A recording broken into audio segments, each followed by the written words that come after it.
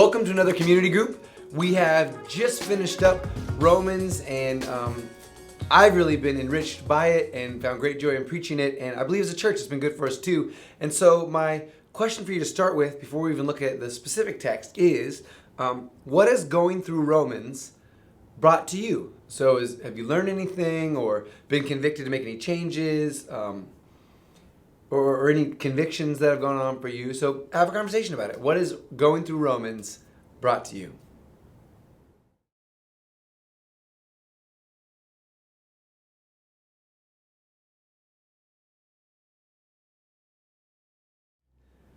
I want you to read a couple different things as we get started here.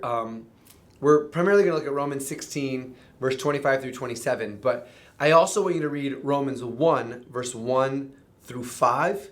And after you read both of those sections, I want you to talk about what similarities you find between the two texts, Romans 1, 1 through 5, and chapter 16, 25 through 27.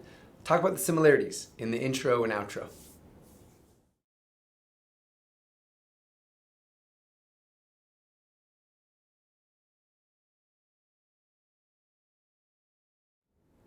In both sections, you probably saw that it said that all the Gentiles might come to obedience that comes from faith.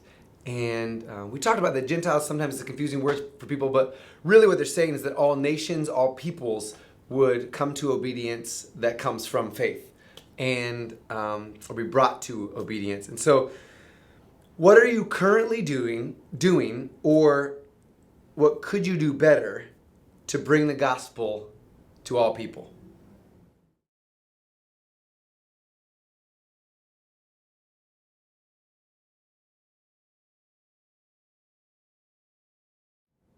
Not only do we need to focus on bringing the gospel to all peoples, but also it says that we would bring them to obedience that comes from faith.